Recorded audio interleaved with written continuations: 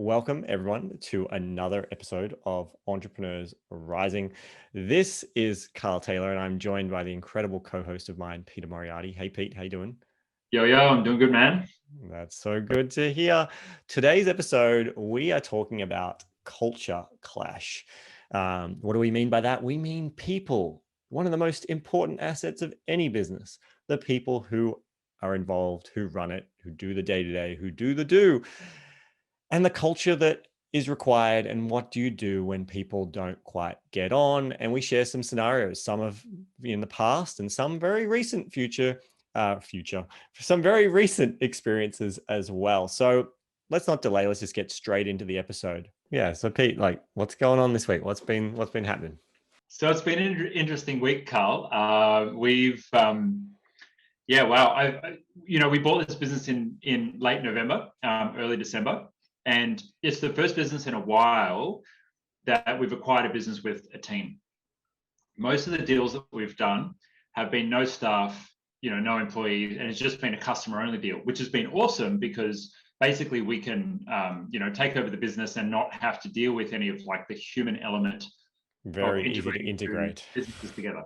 So easy to integrate, just way easier. And effectively, where we've been at is so I've taken a majority equity position in the business. I'm now effectively, I don't even know what my title is, if I'm the chairperson or the managing director or what. I haven't been given a title yet, and I'm not getting a salary from the business either. And I'm definitely not the CEO because the CEO still remains in the business. So I'm just kind of like this dude on the outside. And, there's the obvious kind of like nearly cliche, but there's the obvious concern in integrating the businesses from the employees that here's this new guy who's bought into the business, and Scott as well, who's a shareholder. Am I going to keep my job? Are things going to change? Are there going to be new weird policies coming in? And we're not even merging the two businesses together. We're keeping them separate for now. Yeah. But everyone's fearful, right? Everyone's got to be in fear. Everyone has that what's fear. happening? Change is happening, and it's human nature, right? It's human nature to have those kind of concerns, fear of change, and that's pretty normal. It's a very primal thing. And so we basically had the instance where we're now at the stage of starting to not just learn about the business, but starting to make some small changes. And I said at the start to everyone in the business, hey, look, I'm not here to mess up what's already happening.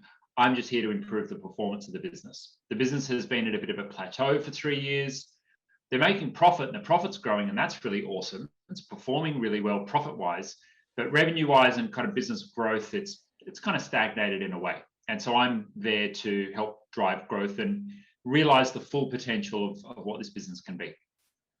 And so the interesting thing is we've started to make some very small organizational structures, structural changes. And, one of those is because we've already got so many teams set up in our primary business, IT Genius. We've got a finance team, we've got an accounts team, we've got a sales team, we've got everything else.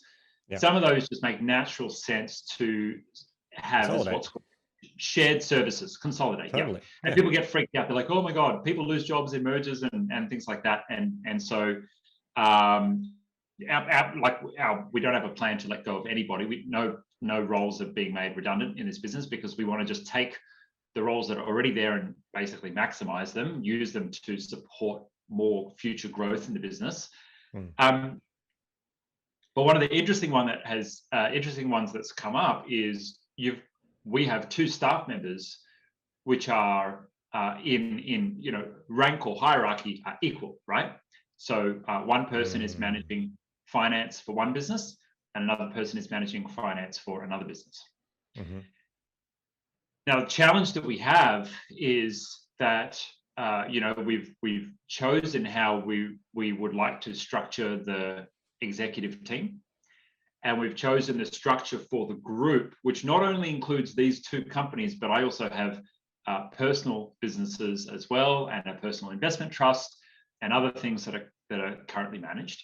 Yeah. And let's just say that there's been a little bit of conflict, Mm. a bit of stepping on some toes with with the integration of those two people who are being asked to work together, but And also being is that asked out of to. fear? Do you think that's out of like there's a fear on potentially on both sides, or do you think that's, Totally. or is it more just a personality thing Well, that they're too similar and they trigger each other, or do you think there's actually an underlying like there's only going to be room for one of us? for starters, I think that's definitely there. And what I know is that whether or not people talk about that, that's a primal instinct that fear is just going to be there, Mm. and it's really a matter of building trust and lowering, just lowering that risk. And Mm. I've tried to do that as much as possible. And in every acquisition that we've done, the first thing that I'm there to do, and it's usually to the customers, not so much the staff, the first thing that I'm there to do is to create a sense of safety. Yes. Because we all know about the small business that gets taken over by a big business, and all of a sudden the service drops, or it changes, or the staff change, or your favorite salesperson gets fired, or whatever. And so, we've got an uphill battle every time we do an acquisition, because there's that rhetoric around what happens when acquisitions happen. Yeah. Um, so that's just intrinsically a factor there. It's there. Mm. The other interesting thing is that there's an idea of an inherent idea of hierarchy with roles and with titles that Mm-hmm. I don't subscribe to, but I'm the CEO. Dude, So dude. I've got Yep. the luxury of being in the Of position not needing to. of ultimate power. And Yeah. so for me, it's really easy to say, oh, I don't care about labels, because I'm the big boss effectively at the end of the day. And so for me, it's a little bit difficult sometimes to understand and to actually genuinely empathize with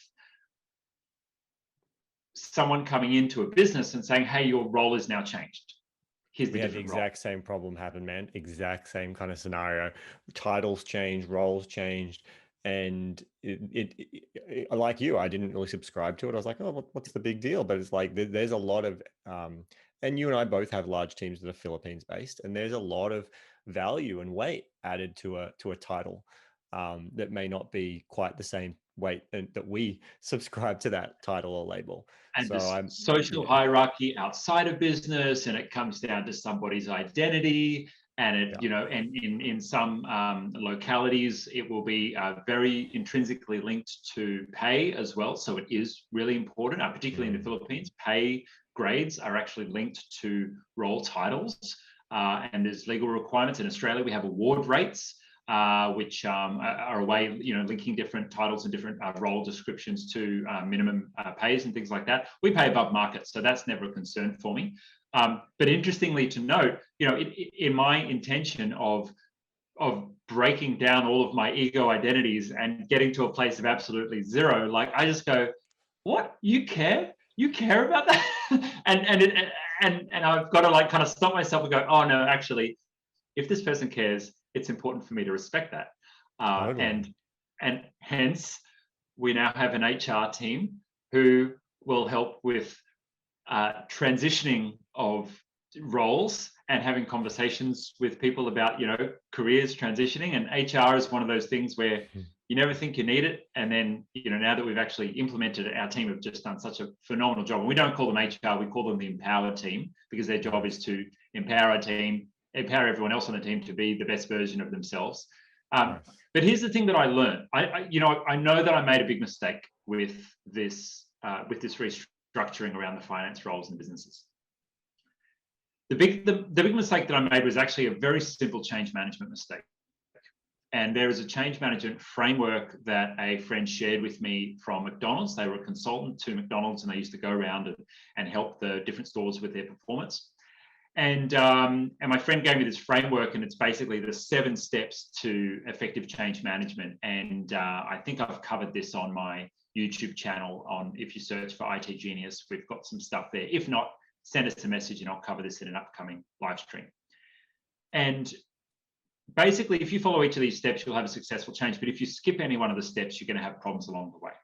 Mm-hmm. And one of the steps is setting the vision. One of the steps is explaining the why. One of the steps is taking baby first steps. One of the steps is, making sure you follow up. One of the steps is equipping your team with the right tools.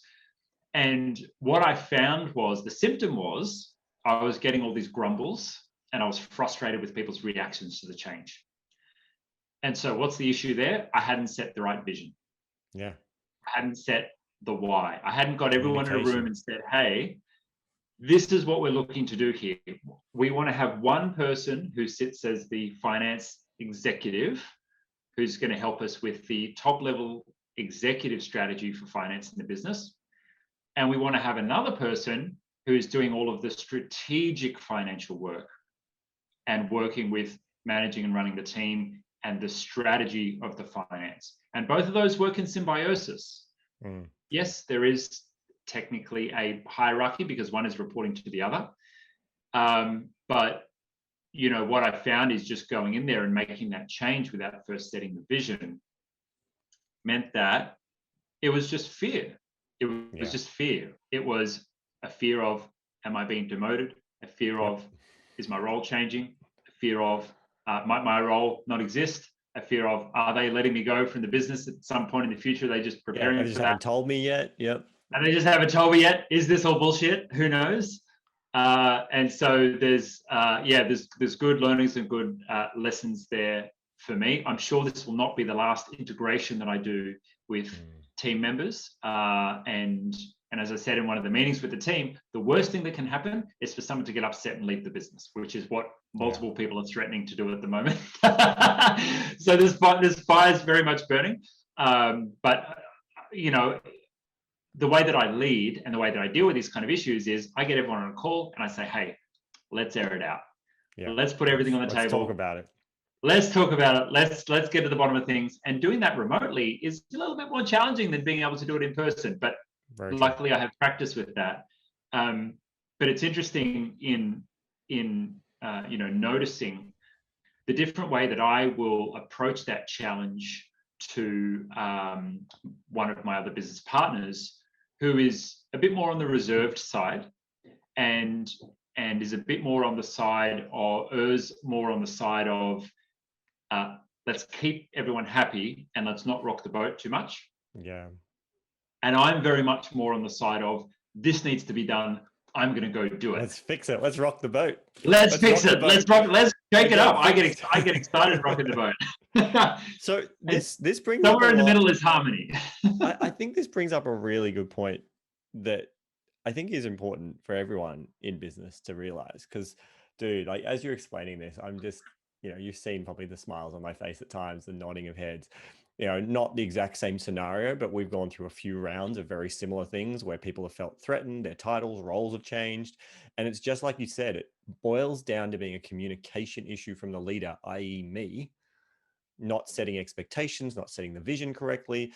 I'm a bit more like that business partner. My general tendency is a bit more reserved, and in the past has been, let's not rock the boat.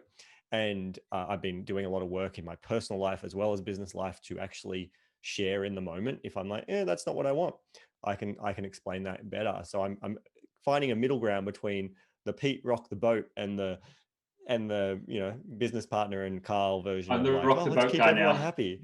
Yeah. And so I think it's really important though, because this boils down to something that I think too many entrepreneurs would not think about, right? People are the key to the business. When you start your business as just you, or you hire your first one or two people, it's very different to now when you have an organization where it ultimately, the success of your business is now completely tied to how mentally the people are showing up. It's not about actually, can they have the skills to do the job anymore? It's about mentally, are they feeling valued? Do they feel loved? Do they feel like they're seen? Do they feel safe, as you've mentioned? And it's not about you anymore either. No. It's like you can't even affect it enough. All you can do is try and influence the system, but the system is running itself now.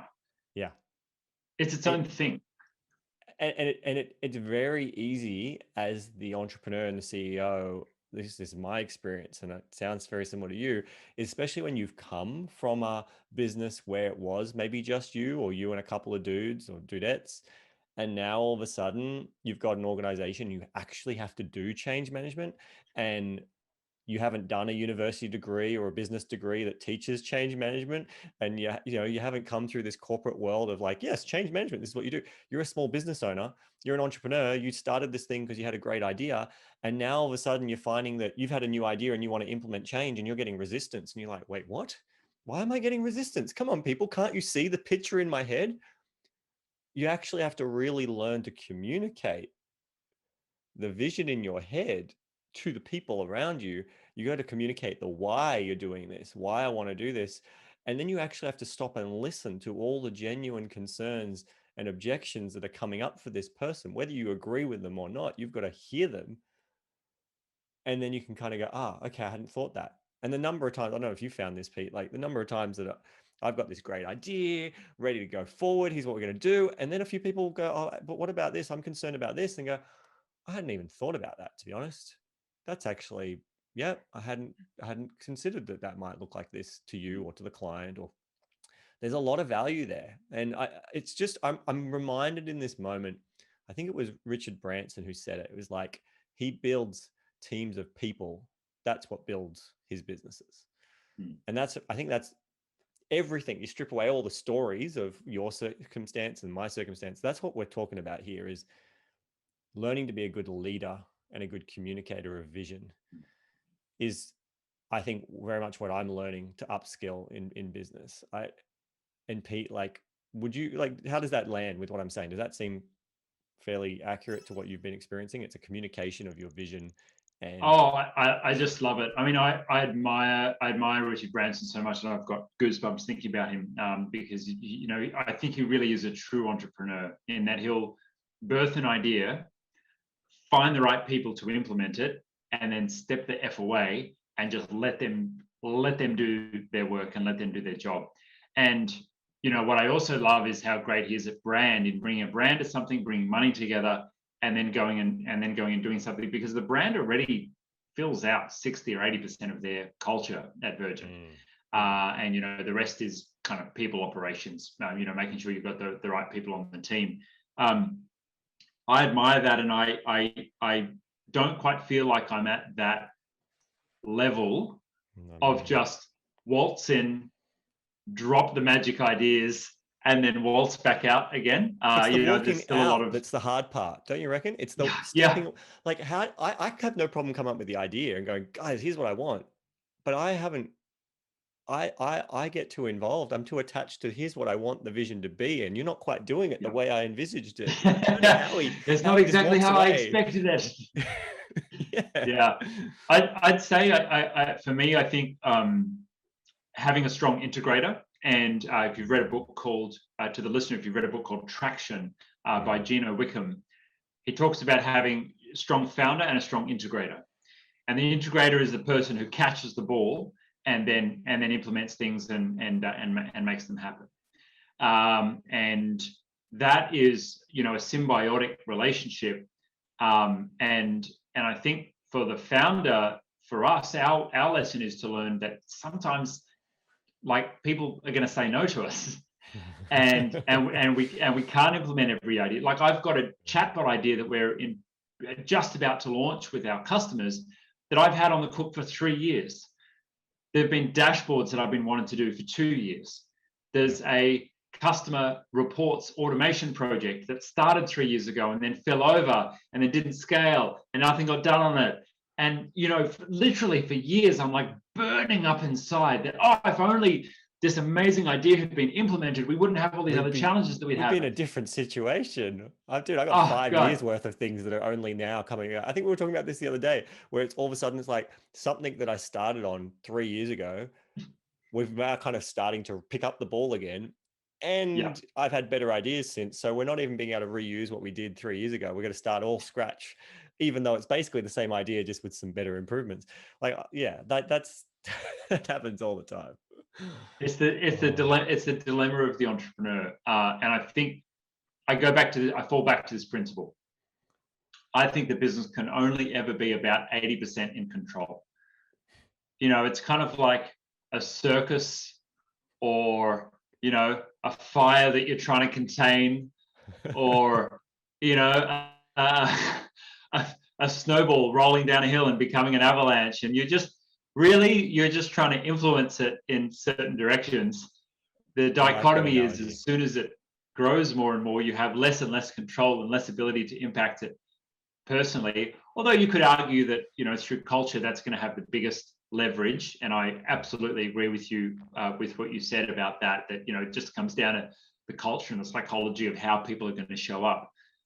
I heard from a mentor that many many 8-figure business owners wish they had a 7-figure business, because once they got to tens of millions of dollars, the mistakes became $100,000 mistakes instead of $10,000 mistakes. And I've had them. Our Google Cloud account was hacked the other week, and someone went through $90,000 on a credit card in 3 days. Whoa. 90,000, and we just happened to have cash sitting there ready to pay a bill on our Amex. And it just, now we got the money back, but there was no guarantee that we'd get it back. And those kind of things just happen. And I just think, holy shit, if I didn't have a credit card with the $90,000 limit on it, that just couldn't have happened. Like back in the old days when I was scraping to pay my credit cards, that just literally wouldn't be a risk, because they'd maybe get $1,000 out of it, and then it would run out of limit on the card. Yeah. But those kind of things happen, and I kind of have like a little vomit in my mouth type moment of like because they're the kind of things that could be showstoppers for the business. I come back to that principle of it's never going to be like fully perfect, and it's never going to be fully in control. It's just kind of about riding the wave, like jumping on your surfboard and just riding that wave. Well, it brings up an idea of like about life of, is it ever really in control? Like, is control is really an illusion. We think we have control of anything. I do like your analogy though of like the snowball. I picture this snowball going down a hill, and it's like once it's got its traction, it's moving. What you might be able to do is put a few trees or move the trees around, like if it was Sim City, and control a little bit of its direction. But at the end of the day, it's going to go wherever the hell it wants to go. And that's what happens when you get a business up and running to a certain degree. It's definitely true of my business. It's at a point where it's kind of, I think that's what allows people like you and I, Pete, to step away from the business and have it work without us so much. It's the good and the bad. It has its own momentum. It doesn't need us to stoke the fire to keep it going, which is the amazing part that gives us the freedom. But the downside to that is it's on its roll. And when we do want to come in and try and stoke the fires and fix something, it's not a snap our fingers and it's done. It's I have to do lots of little micro things to try to realign it. And the things I do today, I probably won't see the fruits of it for 3 months, 6 months, 12 months down the line. Like you were talking earlier about, the culture of people being so valuable. The challenge is when you discover that the culture is not going in the direction you want it. And that's definitely what I'm finding right now in my business in automation agency. We've clearly, and I can see some of it is on, definitely a lot of it's my doing. I should take all of it is my responsibility, really. Over the years, as I've shifted my views, there are things I've said, there are things I've done where I was up to in that time that has planted a seed that has continued. And then it's taken the culture of the team to not quite be where I want it to be. And now trying to come back in and go, okay, I'm seeing that some of these challenges we're facing are to do with culture. It's not just a great, let's snap our fingers and change the culture. Let's put some new posters up. We're not like we've got an office to do that, but it's like, it's not that our values are wrong. It's how we've reinforced the living of them and things we've maybe tolerated that we shouldn't have tolerated. And it's not just, well, I am not finding it easy to take back that control and go, okay, culture's gone not in the direction we want. We need to start moving that. And that's going to take a long time.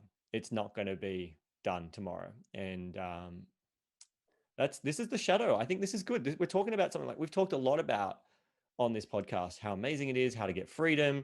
We haven't really, and we've talked about some of the other challenges of, when you make more money, you've got bigger problems. They just got more zeros. I don't remember who first said that to me many years ago, but it was like, your problems don't disappear. They just have more zeros. They become bigger problems, different problems.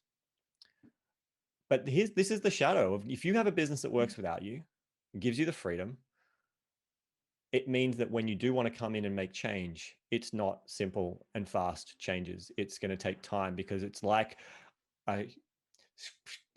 a train riding past you really quick, and you're reaching out to try and quickly grab hold. And if you happen to grab hold, now you've got to hold on for dear life to try and get yourself on. And then you've got to try and talk and figure out how you're going to change the track that you're on. And the scariest thing is when you've got something bad that's going on and you want to change that. Improving something and making it better, that's fine, because at worst you can get frustrated with the speed that things are improving. But when you've got a problem, and we've had a problem in the last year. We've had months where we've had net losses based on the changes in the economy, and we didn't grow as fast as we thought we were going to grow. And one of our forecasts was wrong because of a stupid error. And so we've had a number of months where we've had net losses booked in the business. And when you're trying to make change there, I get to the point of like, okay, it's wartime CEO, great. I want to like put the gloves on, roll up my sleeves, and jump in and fix things. And then it's like, Pete, stepping on toes. there's not much you can do here. Yeah, because now you're stepping on toes. People are like, "What? Get out of my business." There's just not much, or the things that I can attempt to fix are going to take weeks or months to come into effect. Now, there's an easy fix. You go in and slash costs and you fire people and rah, rah, rah, but that's not how we do business, because for me, what's more important is I've made that transition from just optimizing for income to now optimizing for impact. And if I'm letting go of team, that's less people that I'm employing. That's actually going backwards on my impact. I'm happy to go backwards on my income, but I don't want to go backwards on my impact. And so the interesting thing there is just how long it takes to change. Now, Carl, I want to look back to something, because we started this episode talking about culture clash. And I know you had a significant culture clash in your business, and that kind of like scarred you enough to also scar me, and have me reevaluate some of my internationalization strategy. So I'm curious to hear from you on your culture clash that you went through with Automation Agency. Yeah, well, it's going back a few years now, but it definitely is a scar or a memory that is very much triggered. We've even more recently been reevaluating. So let me set the scene. When we were going, our service, if you're familiar with Automation Agency, we're a subscription, you get access to our team. And we mostly serve Australia, US, UK, Canada. That's our primary. We have some Singapore and various others around the world, but they're our kind of primary markets. And the big challenge is that they're all in different time zones. And so some of our clients, the clients in the US in particular, are really quite successful with us. They're happy to kind of know that we're not working during their daytime, and they send us stuff. And then while they're sleeping, we're working on things, and they wake up to work done. Many of our clients like that. However, there's also a large segment of clients who are no longer with us, or they might still be with us, but it's not ideal. They would prefer real time all the time. We've even had people, we don't work on weekends, Saturday and Sunday. We've had people insult us saying, this is a global world. How can you offer an internet service and not work 7 days? Now, the reality, to whoever it was, I can't remember who it was who said that many years ago now, the reality is that there are costs, there are things involved. And we have a big team in the Philippines, which works great for the Australian time zone. We can even make it work quite well for the UK time zone by using shifts, which we do. We have different shifts. And we do have an early morning shift to try and be more friendly with the US time zone. It's a 5 a.m. start for the Philippines, but that's still only like, I can't remember the exact time difference right now, but that's still only maybe say 3 p.m. for someone on the west coast of the US. Better for West Coast, but East Coast out of luck. East Coast got nothing. Yeah. And so we got clients all around the US. And so we started, when we decided we were going to go into the international, we decided let's build teams in different parts of the world. That's how we'll solve it. We're virtual anyway. So let's have a team in Serbia, which is where we kind of ended up. And that was a total fluke. It was me trying to find someone to fill a role that at the time I couldn't find a Filipino who could be our basically head of security, webmastery, or looking after websites, servers, security stuff. I just couldn't find someone in the Philippines who had the skill I wanted. and I was using Upwork because I'd struggled to find, and I happened to hire this amazing Serbian, and his English was amazing. He was on a great time zone for UK in particular. And I thought, hey, this will be great. Let's build a Serbian team and we'll have the Philippines team. And so the Serbian team ended up getting to, I think we had 6 at our height in the Serbian team. And there were a lot of challenges that came with that operationally. We won't get into those. And we are back at that place now where we're reevaluating, going, well, if we want to offer better service to the US, do we need to build another team in, say, South America or something to try and be better on their time zone? And the scar comes up of going, well, Carl, you've faced this problem before. What was the problem? It was, as Pete said, it was culture. Let me paint this picture for you. Filipinos are lovely, hardworking, beautiful people, very friendly. They're also typically, we're painting a brush. Obviously, there's always exceptions, but they're typically a bit more on the reserve side. If they're not happy, they can often run from a scenario rather than face into it and talk about it. If you've ever hired someone, as a VA or something online and they just ghosted you and disappeared, I don't know if it happens as much today, but it used to happen a lot in early online business. That's usually because there was a shame aspect. They hadn't done their job, or they felt guilty for what had happened. They just disappear with your money, or they just disappear on you, and then they'd pop up again later, hoping you'd maybe forgotten about the scenario. That's kind of your Philippines culture, right? That they're very tactful. They won't come Let's say straight out and tell you. less outspoken. Yes, they won't And come straight out there's and tell you actually there's an a problem. interesting kind of context around that, and this is partly my opinion.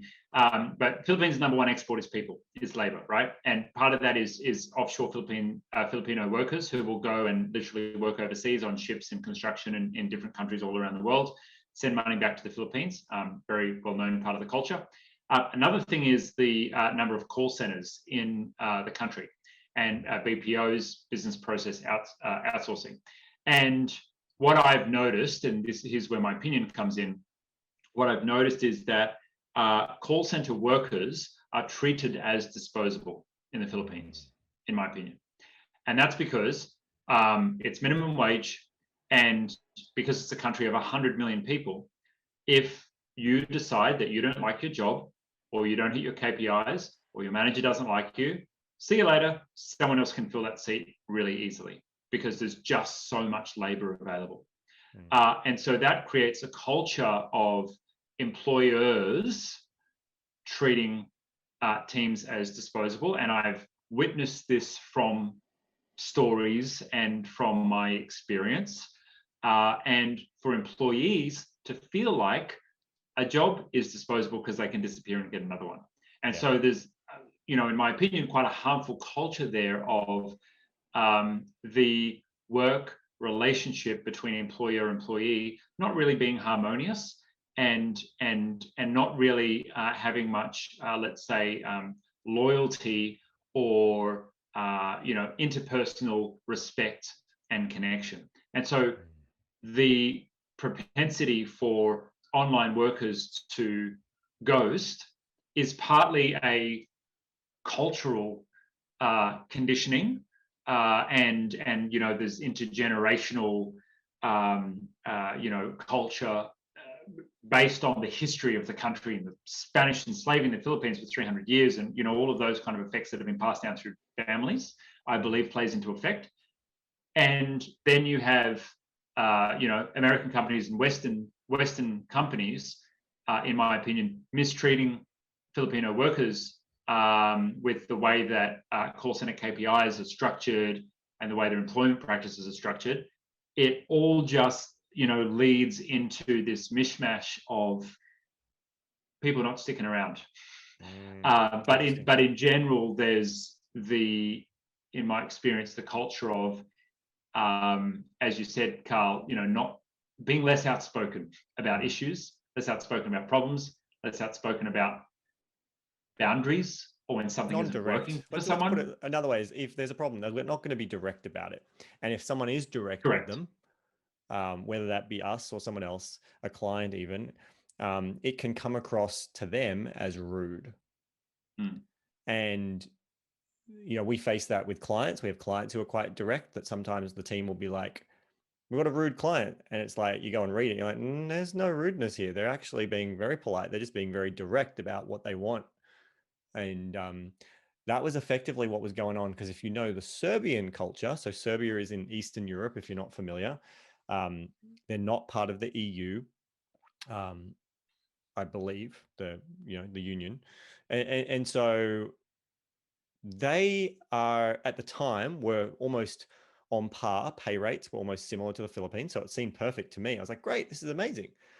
And we built this team out of six, and that was helping us. It meant that we had a better handover of time. We still weren't filling the US time, but at least it meant our Serbians were able to work a little bit more into the US early morning time, and they were very much on the UK time. And they had great quality English.